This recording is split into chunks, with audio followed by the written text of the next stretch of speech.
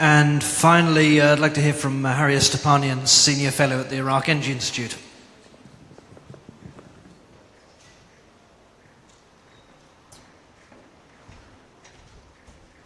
Thank you, Robin.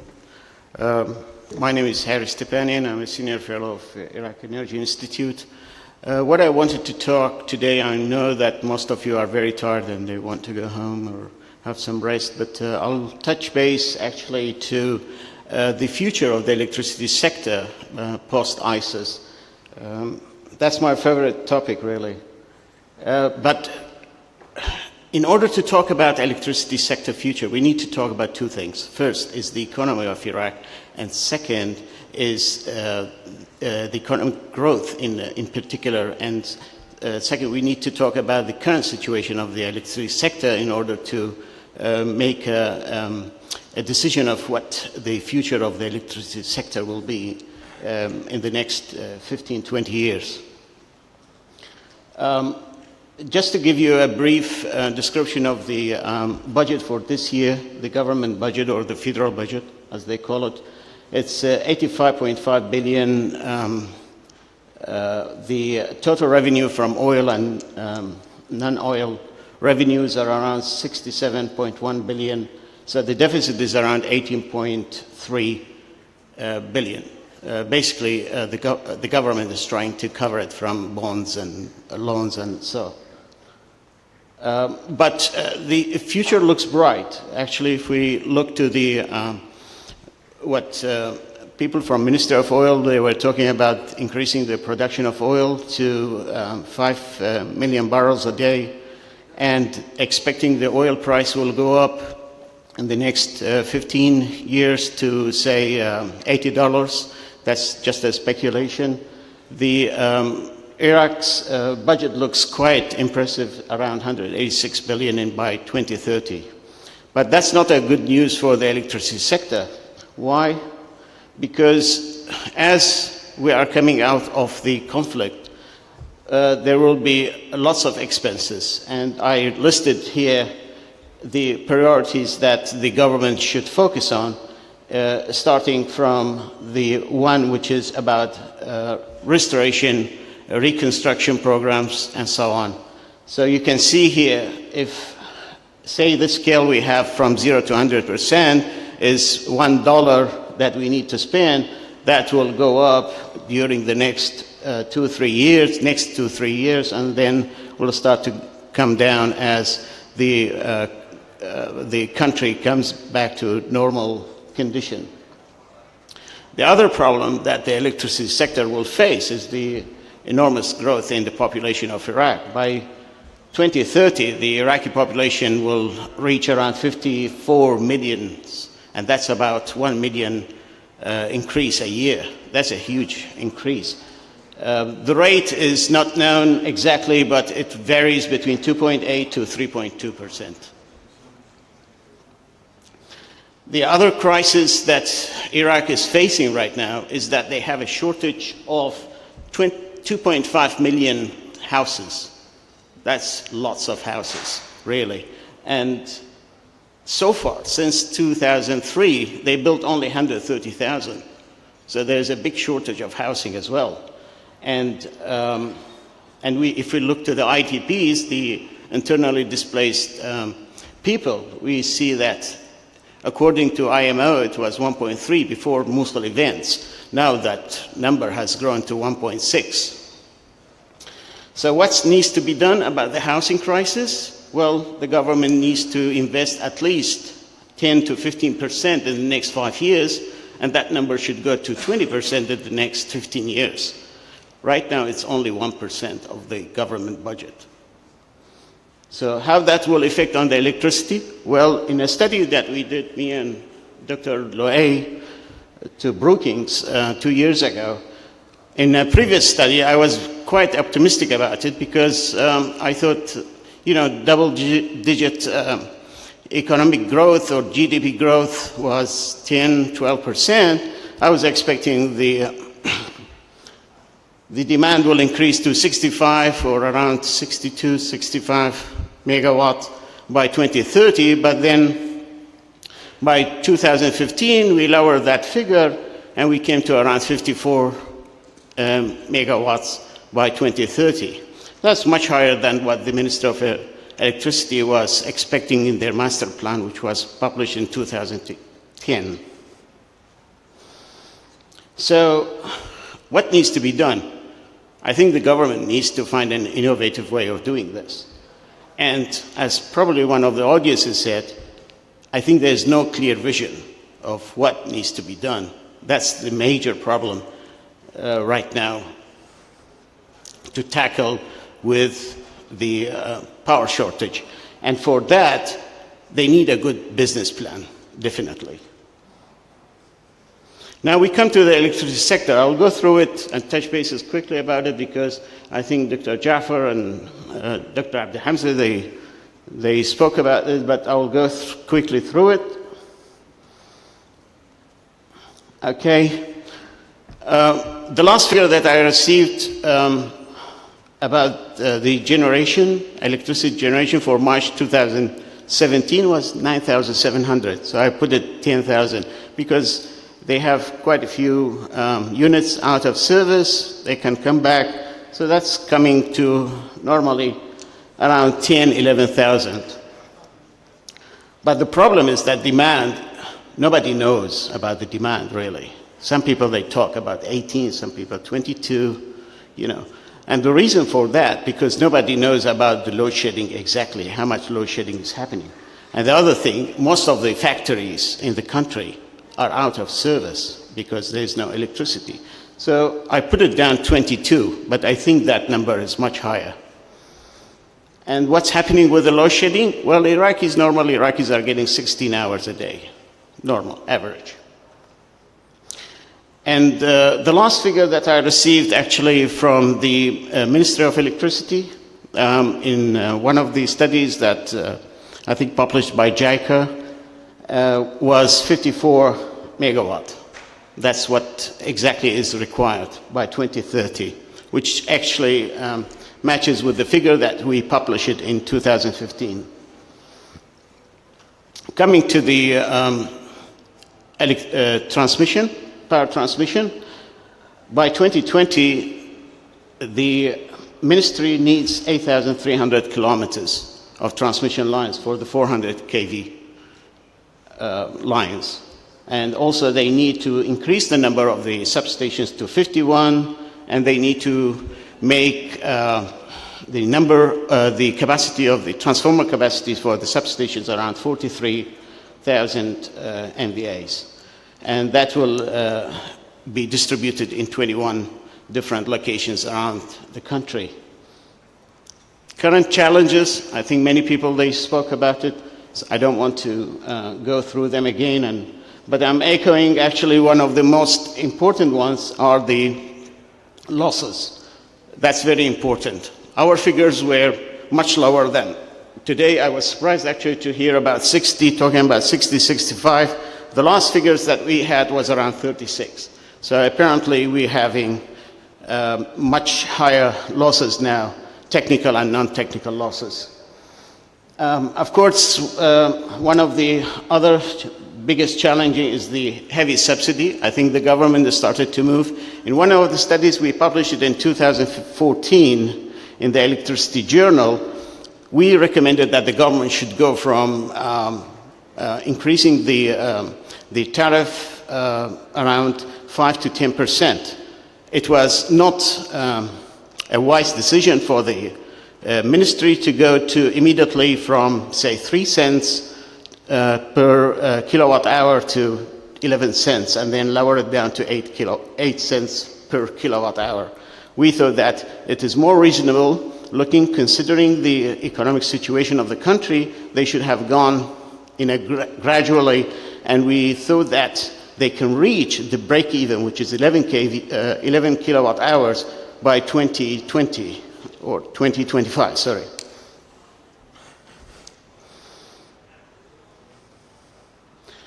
I think many people, they spoke about the natural gas, huge reserve.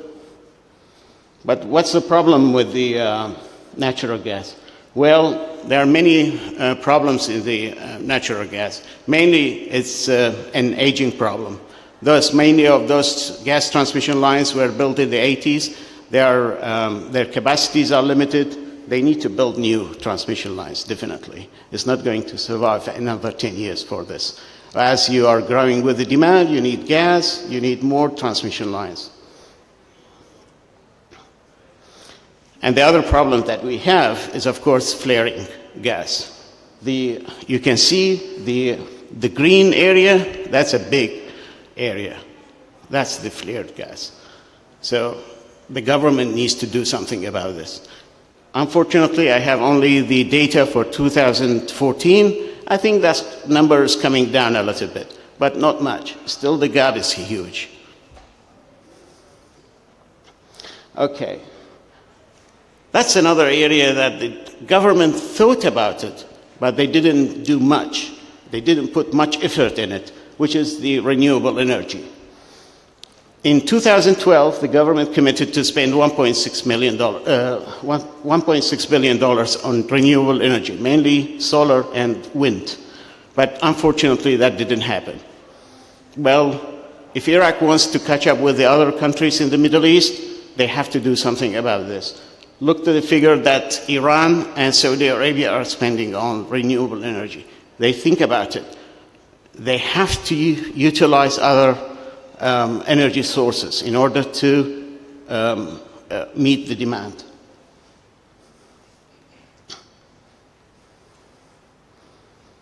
Okay, so we have come to the big question. Reform is a must. Okay, why we need a reform? Well, those are some of the reasons that I put it down. Increasing demand. We have actually the third point, which was very interesting. I tried to calculate how much is the damages caused by the war. By taking the footprint of the military zone, the population, displaced population, I came with very humble number. This is $4.5 to $5 billion of damages caused by military operations. 800 in eastern part of Mosul, 800 houses were damaged because of the military operation out of 250,000. That's an impressive number, actually. But on the western part, that's enormous, much more than 800. So in order to reconstruct the generation, transmission, and distribution in the military operation zones, I think Iraq needs additional resources and financing. And the number that we usually circulate, how much Iraq will need from now until 2030 to spend on electricity sector, that's about $90 billion. That's about $6 to $7 billion a year. I don't know where that money will come from. Okay. We need to start the overhaul. Definitely. Iraq needs to do this. Simply why they need reform? There's no money. So the reform is coming, but when? That's a $1 million question. But before starting any reform, they need to go through consultation and reviewing. Consultation, we know all these political issues surrounding Iraq, the parliament, the government, provincial councils, God knows who else in those areas. The government needs to talk to all those stakeholders in order to come up with one good plan of how to reform the electricity sector. The other thing is that they need to do a good reviewing of this. Iraq is not the first country in the world doing the electricity sector reform. Out of 170 developing countries, 2/3 of those countries have gone through this exercise. So there are many lessons that they need to learn from.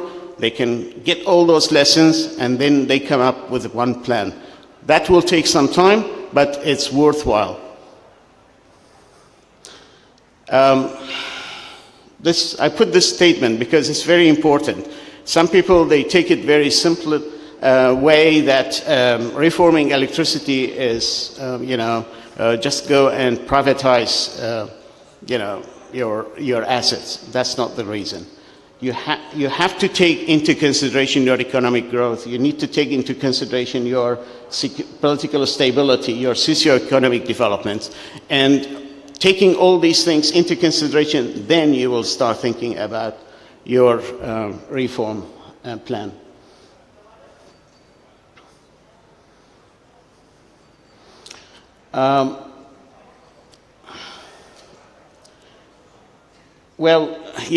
I spoke about this. I said that the strategy should be gradual and so on. And I was surprised actually when I read first that the Minister of Electricity is going to the distribution or the retail collecting tariffs from the public. In fact, that's the last stage you do in any reform. The first thing you need to do is you need to look to your structure first, try to analyze it in order to find the best way that act from the government created a big backfire actually. Some of the provincial councils, they immediately rejected the government decision. They said we are not going to collect revenues from the public. Okay, this is a very good question some people ask. They think that deregulation means privatization. It's not. Privatization is the last stage of any deregulation. Key activities they need to do. This is some of the 6 basic steps that the government needs to take. It's not rocket science. It's done by other countries many years ago, at least 20 years ago. They need to go through those steps one by one. The roadmap, they need to take it immediate term, short term, medium term, long term. That's the roadmap for any reform. In the immediate term, creating strategic business unit, valuation of the assets, liabilities of the Ministry of Electricity. They have debt of around $8 billion to the Ministry of Oil, for example. They need to clear all those books. Human capital assessment, a ministry with 120,000 plus employees. That's a huge number. They need to look to that. Short term, 1 to 2 years, generation segment should be unbundled. That's the first step they need to do. They need to allow the IPP unconditionally to get into the country and sell electricity. Not to the government. They need to sell it to the off-takers.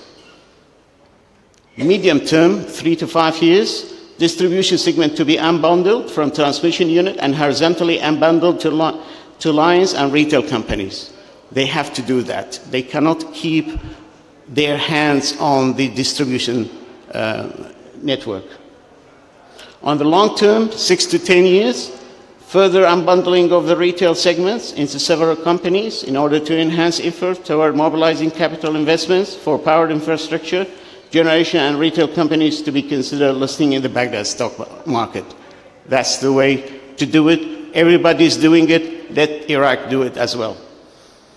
Here's the timeline. I try to put it in block diagrams so people can understand it better. This is where we are right now. We have generation, transmission, distribution. Very simplistic. Where they need to do it in 1 and 2 years, this is how it should look like. They need to introduce IPPs, public-private partnership, and unbundle the distribution companies. In 3 to 5 years, they need to more use the transmission company to have an autonomous regulator to control the distribution of the power from the generator to the distribution. And this is finally how it should look like. They should unbundle the distribution companies to only distribution lines and retail. So the retail companies, only the people who are responsible for collecting revenues and pay to others, people who are selling the electricity and people who are doing the distribution and the transmission and distribution. This is the bottom line. Those are my summary to what needs to be done. Thank you very much.